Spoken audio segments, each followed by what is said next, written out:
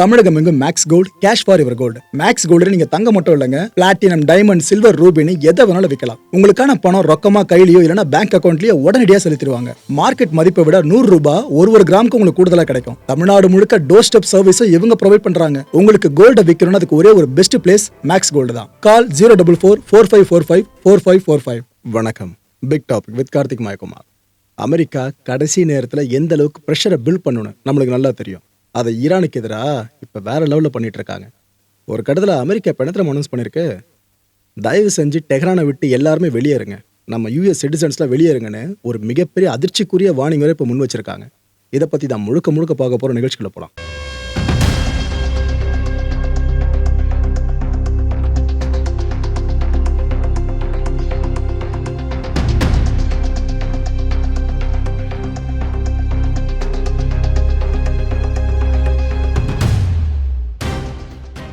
உலகமே எதிர்பார்த்துட்டு இருந்த அந்த மிக முக்கியமான பேச்சுவார்த்தை ஒமான்ல இன்னைக்கு நடக்குது.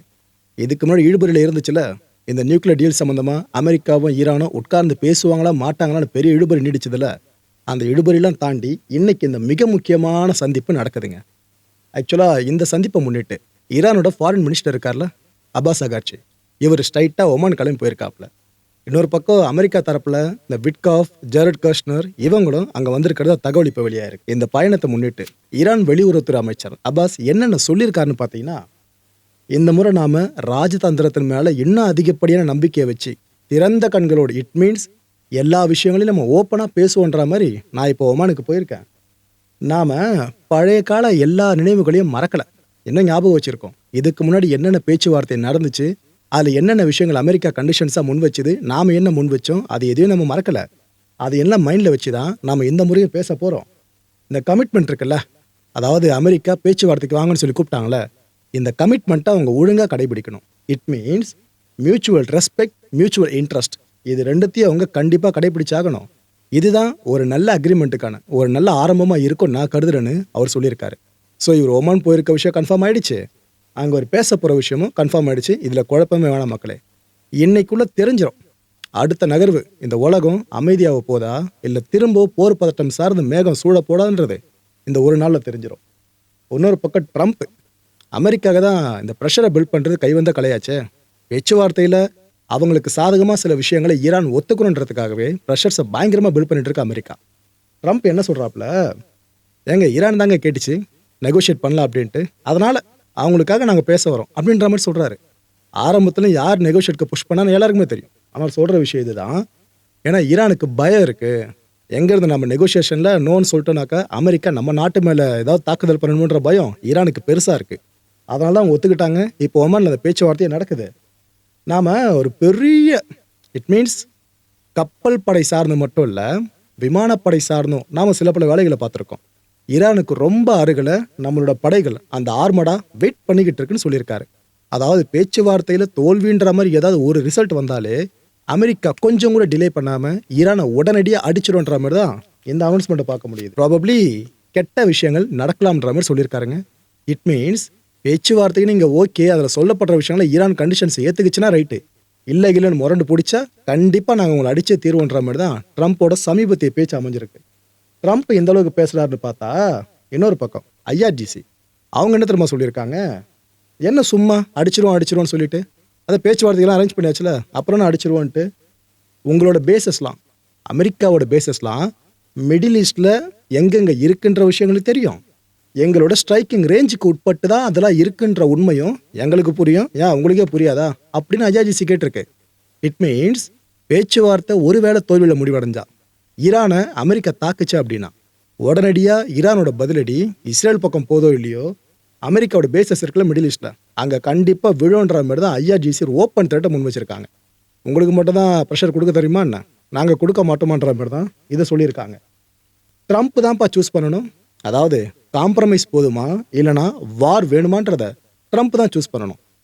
அடியை நீங்கள் அடிங்க, அதுக்கப்புறம் ரெண்டாவது அடியை நீங்கள் திரும்ப அடிக்க முடியாத அளவுக்கு நாங்கள் அடிப்போன்ற மாதிரி தான் ஈரானோட இந்த ஸ்டேட்மெண்ட் அமைஞ்சிருக்கு. சரி, இந்த அளவுக்கு பேச்சுவார்த்தை வந்த பிற்பாடும் கான்ஃப்ளிக்ட் எவ்வளோ தூரம் டென்ஷன் மேலே போயிட்டுருக்கு, என்னதான் நடக்குதுன்னு நம்ம யோசிக்கிறதுக்குள்ளேயே இந்த அமெரிக்க தூதரகம் இருக்குல்ல, அவங்க ஒரு வார்னிங்கை முன் வச்சுருக்காங்க. உடனடியாக டெஹ்ரானில் இருக்கிற நம்மளோட சிட்டிசன்ஸ் எல்லாருமே வெளியேறிடுங்க.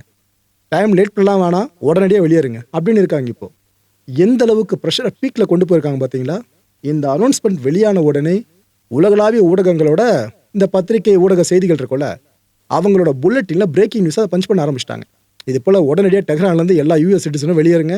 ஏன்னா பேச்சுவார்த்தை ஒரு வேளை நெகட்டிவாக போச்சுனாக்கா உடனடியாக அமெரிக்கா ஈரான் அடிக்க போகுதுன்ற மாதிரி தான் இது புரிஞ்சுக்க முடியுது. தலைநகர் வரைக்கும் அவங்க டார்கெட் பண்ணுறாங்கிற மாதிரி தான் இப்போ லிட்டரலாக தெரியுதுங்க. இதில் அமெரிக்காவோட இந்த கடலை பேஸ் பண்ண ஆர்மடா பற்றி நான் ஏற்கனவே சொல்லிட்டேன், கப்பல் படை சார்ந்து. இன்னொரு பக்கம் விமானப்படை சார்ந்தும் அமெரிக்கா ஆர்மடாவை பெருசாக மாற்றி வச்சிருக்கு.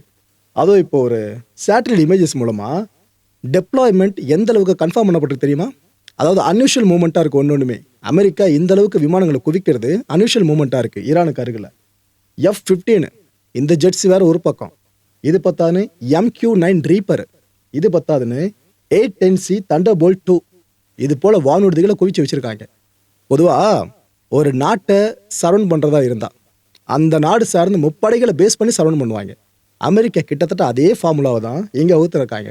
ஆனால் என்ன, இன்ஃபேண்ட்ரி மட்டும் தான் இதில் காணும், கார்வாட் படையை.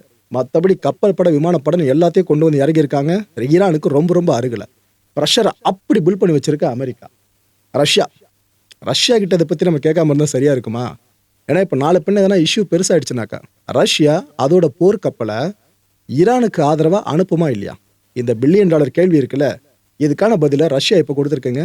ரஷ்யாவோட ஃபாரின் மினிஸ்டர் இருக்கார்ல செர்கி லாவ்ரோவ், அவர் இப்போ என்ன சொல்கிறாப்புல, ஏங்க நாங்கள் ஏதோ இந்த ஈரான், அமெரிக்கா, இஸ்ரேல் இந்த கான்ஃப்ளிக்டில் மூக்க நுழைச்சிட்டு இருக்க மாதிரி சில பேர் சொல்கிறாங்க. ஏதோ நாங்கள் தான் மத்தியஸ்தம் பண்ணுறோன்ற மாதிரிலாம் பேசுகிறாங்க. நாங்கள் அதெல்லாம் இது வரைக்கும் எதுவும் பண்ணலன்னு ஓப்பனாக ஒத்துக்குது ரஷ்யா. இது வரைக்கும் நாங்கள் அந்த விஷயத்துக்குள்ளே வரல. ஆனால் இதில் ரஷ்யாவோட உதவி வேணும்னு யாராவது கேட்குறாங்கன்னா கண்டிப்பாக உதவி பண்ணுவோம், நாங்கள் ரெடியாக இருக்கோம். எதுக்காக சொல்கிறோன்னா, எங்களோட ரொம்ப ரொம்ப பெரிய நட்பு நாடுன்னு பார்த்தீங்கன்னா ஈரான். அவங்கள நாங்கள் எந்நேரத்துலையும் விட்டு கொடுக்க முடியாது, எங்களுக்கு ஈரான் முக்கியம் அப்படின்றாரு. ஆனால் கப்பல் அனுப்புறதை பற்றிலாம் ஒரு வார்த்தை சொல்லலைங்க அவர். இந்த போர்க்களம் சார்ந்து ஏதாவது பின்னாடி உதயமாகுது அப்படின்னா அதில் ஈரானுக்கு ஆதரவாக ரஷ்ய பட களமிறங்குன்ற மாதிரி எந்த விஷயத்தையும் அவருங்க கிளாரிஃபிகேஷன் கொடுக்கவே இல்லை. ஆனால் மேலோட்டமாக சொல்லியிருக்க விஷயம், ஈரானை விட்டு கொடுக்க முடியாதுங்க, அவங்க எங்களோட க்ளோஸ் பார்ட்னர் அப்படின்னு இந்த விஷயத்தை மட்டும் சொல்லியிருக்காங்க. ஸோ இப்போ வேணால் ரஷ்யா இந்த காலத்துக்குள்ளே வராமல் இருக்கலாம்.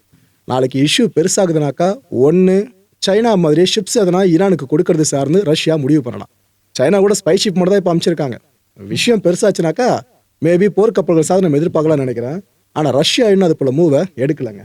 ஓகே, IRGC இந்த நேரத்தில் என்ன தெரியுமா பண்ணியிருக்காங்க, இந்த பர்ஷியன் கல்ஃபில் 2 வெசல்ஸை சீஸ் பண்ணியிருக்காங்க. 2 மக்களே அமெரிக்காவோட வெசல்ஸான்னு கேட்டிங்கன்னா அதுவாக இருக்க வாய்ப்பு இல்லைன்னு நினைக்கிறேன். பிகாஸ் ஒயிட் ஹவுஸ் அதை கன்ஃபார்ம் பண்ணல, ஈரான் சைட்லேயும் அதை கன்ஃபார்ம் பண்ணல. ஆனால் 2 வெளிநாட்டை சேர்ந்த வெசல்ஸை அவங்க பிடிச்சிருக்காங்க. எதுக்காக சீஸ் பண்ணியிருக்கீங்க அப்படின்னு கேட்குறப்ப ஈரான் அஃபிஷியல்ஸ் என்ன தெரியுமா சொல்லியிருக்காங்க, இல்லைங்க இந்த ஸ்மகிள் பண்ணுற விஷயம் இருக்குல்ல, அது இந்த கடற்பரப்பு சார்ந்து அதிகமாக நடக்குது. கிட்டத்தட்ட 1 மில்லியன் லிட்டர்ஸ் அளவுக்கு எண்ணெயை இந்த பக்கம் ஸ்ட்ரகிள் பண்ணி கொண்டு போகிறதா தகவல் கிடைச்சிது. அதுவும் இல்லாமல் நம்ம ஃபுல்லாக ரோதில் வர இருக்குள்ள இந்த பகுதியில் போனோம், அந்த 2 கப்பல்கள் சார்ந்து வான் பண்ணோம், அதுக்கப்புறம் பிடிச்சோம், இந்த சீஸ் பண்ணிட்டோம் அப்படின்றாங்க. இதில் என்ன முக்கியமான விஷயம்னா, ஃபாரின் க்ரூ மெம்பர்ஸ் இந்த கப்பல்களில் இருந்தவங்க கிட்டத்தட்ட 15 பேருங்க. 15 பேரை அரெஸ்ட் பண்ணிட்டாங்க IRGC. அரெஸ்ட் பண்ண அவங்கள ஈரானோட ஜுடிஷியல் அத்தாரிட்டிஸ் இருக்காங்களே அவங்க கிட்ட ஒப்படைச்சதாகவும் IRGC இப்போ சொல்லியிருக்கு. இப்போ அமெரிக்கா இது சார்ந்து கண்டிப்பாக ரியாக்ட் பண்ணுவாங்க. தெரியுதா மக்களே, அமெரிக்கா சைக்காலஜிக்கல் வார்ஃபார் சார்ந்து 10 அடி பாஞ்சா ஈரான் 20 அடி பாயுது. அந்த அளவுக்கு பண்ணிட்டு இருக்காங்க. உச்சகட்ட பரபரப்புனா இதுதாங்க. எல்லா பக்கமும் பாருங்க ப்ரெஷர் அடி பில்ட் பண்ணிட்டு இருக்கான்னு சொல்லிட்டு. இன்னொரு பக்கம் ஈரான் பண்ணித்தரமா சொல்லியிருக்கு, ஏங்க பேச்சுவார்த்தை நடக்கிறது ஒரு பக்கம் இருக்கட்டும், பேச்சுவார்த்தை ஏதாவது நெகட்டிவாக அமெரிக்காவுக்கு நெகட்டிவாக போகுதுன்றதுக்காக நீங்கள் ஏதாவது எங்களை பண்ணீங்க அப்படின்னா எங்களோட ஏதாவது ஒரு இன்ஃப்ராஸ்ட்ரக்சர் சார்ந்து நீங்கள் கை வச்சாலும் சரி நாங்கள் சும்மா இருக்க மாட்டோம், அடுத்த நிமிஷமே இஸ்ரேல் அடிப்போம்னு சொல்லியிருக்காங்க. இப்போ இந்த விஷயத்தில் மாட்டி தவிச்சுக்கிட்டு இருக்கிறது இஸ்ரேல் தான். நீங்கள் ஏற்றுக்கிறீங்களோ இல்லையோ மக்களே, உச்சகட்ட பேனிக்ல இப்போ உலகத்திலே ஒரு நாடு இருக்குன்னு பார்த்தா அது இஸ்ரேல் தான். ஏன்னா ஈரான் கிட்ட ஏற்கனவே பலமாக வாங்கியிருக்கு இஸ்ரேல். மிசைல்ஸ்லாம் இஸ்ரேலை பதம் பார்த்துச்சு.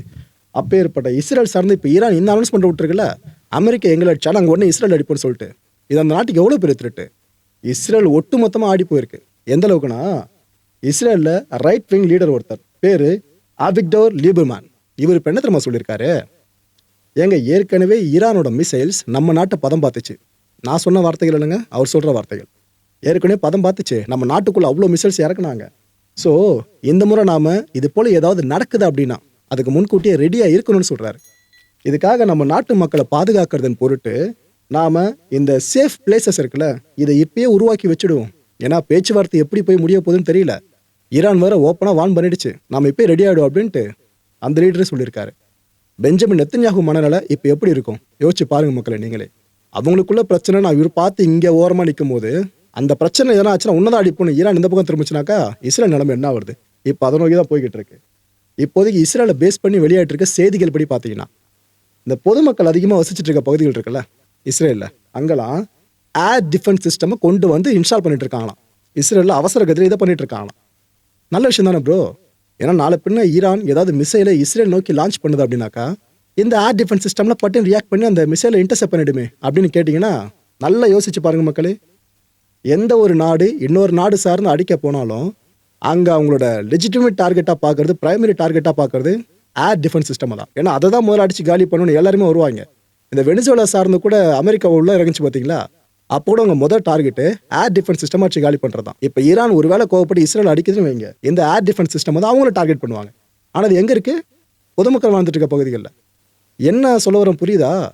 இப்போ இந்த பகுதிகளை ஈரான் லெஜிட்டிமேட் டார்கெட்டாக வச்சு அடிச்சதுன்னு வைங்க, அங்கே இருக்க சிவிலியன்ஸ் பாதிக்கப்படுவாங்க. இஸ்ரேலில் இருக்க மக்கள், இஸ்ரேல் மக்களோ இல்லை மற்ற நாடுகளில் இருக்க மக்களோ பாலஸ்தீன மக்களோ, மனுஷ உயிர் ஒன்று தான். அதனால் எல்லா உயிர்களும் பொதுவாக பார்ப்போம் நம்ம.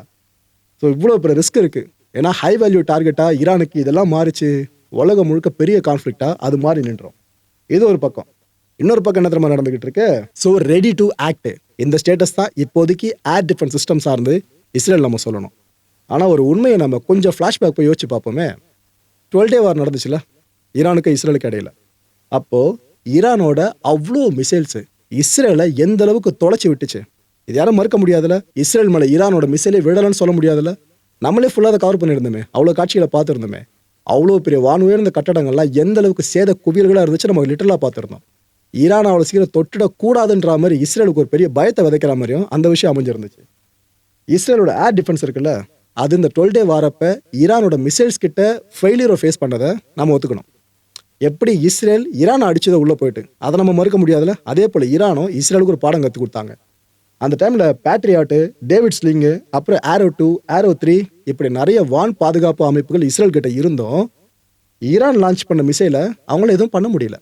அதுவும் ஈரானோட ஹஜ் குவாசம், கைபர் ஷேகான் அண்ட் ஃபட்டா இந்த மிசைல்ஸ்லாம் இஸ்ரேலில் இறங்கி ஒரு சில வேலைகளை காட்டிச்சு பாருங்க, அப்படி இருந்துச்சு.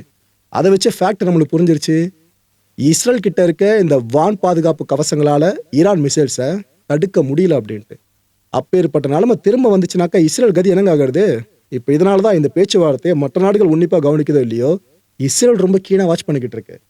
மக்களை இந்த கான்டென்ட்டை பொறுத்தவரைக்கும் நாமளாக சிந்திக்க வேண்டியது ஒரே ஒரு விஷயம் தான்.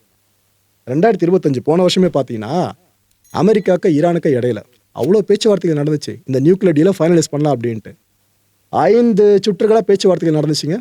ஆனால் அந்த 5 சுற்று பேச்சுவார்த்தையும் தோல்வியில் மட்டும்தான் முடிவடைஞ்சிருந்துச்சு. அவ்வளோ அட்டம்ப்ட் அப்போ பண்ணியே தோத்துருச்சு இந்த பேச்சுவார்த்தைகள்லாம். இப்போ திரும்ப ஆரம்பிக்கிறாங்க. இந்த பேச்சுவார்த்தை சக்ஸஸ்ஃபுல்லாக முடிய நினைக்கிறீங்களா? பிகாஸ் அமெரிக்கா எதிர்பார்க்கறது ஈரான் கிட்ட இருந்து தற்காலிக ரிலீஃப் கிடையாது, ஒட்டுமொத்தமான ரிலீஃப். நியூக்ளியர்ன்ற வார்த்தையாக நாட்டில் இருக்கக்கூடாதுன்ற மாதிரி எதிர்பார்க்குறாங்க அவங்க. அதுக்கு எப்படி ஈரான் ஒத்துக்கும்? ஏன்னா அவங்க சிவிலியன் பர்பஸ் சார்ந்து நாங்கள் நியூக்ளியர் ப்ரோக்ராமை கொண்டு போனால் நீங்கள் ஏங்க ஆயுதங்கள் சார்ந்து பார்க்குறீங்கன்ற மாதிரி அவங்க திரும்ப திரும்ப சொல்லிட்டு இருக்காங்க. இந்த ஒரு கண்டிஷன் எப்போ 2 தரப்புலையும் நிவர்த்தி பண்ணப்படுதோ அது வரைக்கும் பேச்சுவார்த்தை இழுபறி தான் இருக்கும். பேச்சுவார்த்தை இழுபறியில் போகிற வரைக்கும் இந்த உலகம் அமைதியின்மையை நோக்கியும் போயிட்டு தான் இருக்கும். அடுத்த நிகழ்ச்சி சந்திக்கலாம். நன்றி, வணக்கம். தமிழகம் எங்கும் Max Gold, cash for your gold. Max Gold நீங்க தங்க மட்டும் இல்லைங்க, பிளாட்டினம், டைமண்ட், சில்வர், ரூபினி எதை வேணாலும் விற்கலாம். உங்களுக்கான பணம் ரொக்கமா கையிலயோ இல்லைன்னா பேங்க் அக்கௌண்ட்லயோ உடனடியாக செலுத்திடுவாங்க. மார்க்கெட் மதிப்பை விட 100 ரூபாய் ஒரு கிராமுக்கு உங்களுக்கு கூடுதலாக கிடைக்கும். தமிழ்நாடு முழுக்க டோர் ஸ்டெப் சர்வீஸும் இவங்க ப்ரொவைட் பண்றாங்க. உங்களுக்கு கோல்டை விற்கணும்னு அதுக்கு ஒரே ஒரு பெஸ்ட் பிளேஸ் மேக்ஸ் கோல்டு தான். கால் 04445454545. என் நண்பர் மாயம் ஸ்டுடியோஸ் நேயர்களே, மாயம் பக்தின்னு ஆன்மீகத்துக்காக பிரத்யேகமாக ஒரு சேனலை கொண்டு வந்திருக்கோம். மறக்காம சப்ஸ்கிரைப் பண்ணி அந்த சேனலுக்கு உங்களோட ஆதரவை மனப்பூர்வமாக தெரிவிங்க. வணக்கம் மாயம் ஸ்டுடியோஸ் நண்பர்களே. மாயம் ட்ரெண்ட்ஸ் அப்படின்ற ஒரு புதிய ஃபேஸ்புக் பேஜை ஓப்பன் பண்ணியிருக்கோம். நீங்கள் யூடியூப்பில் பார்த்துட்டு இருக்கீங்களா நம்மளோட கான்டென்ட்ஸ்லாம், இதெல்லாம் விட ஒரு படி மேலே ரொம்ப கிறிஸ்பாகவும் ரொம்ப சூப்பராகவும் நிறைய கான்டென்ட்ஸ் உங்களுக்கு இந்த பேஜில் காத்துட்ருக்குங்க. ஸோ உடனடியாக ஃபேஸ்புக் பிளாட்ஃபார்ம் போங்க, மாயம் ட்ரெண்ட்ஸ்னு டைப் பண்ணி சர்ச் பண்ணி நம்ம பேஜை ஃபாலோ பண்ணுங்கள். அப்படியே நம்ம சேனலையும் நீங்கள் சப்ஸ்கிரைப் பண்ணிட்டீங்க அப்படின்னா இன்னும் நிறைய புது கான்டென்ட்ஸை உங்களுக்காக ப்ரொடியூஸ் பண்ணி கொடுத்துக்கிட்டே இருப்பாங்க. நீங்கள் பண்ணுற ஒவ்வொரு சப்ஸ்கிரிப்ஷனும் எங்களுக்கு பெரிய மோட்டிவேஷனாக அமையும்.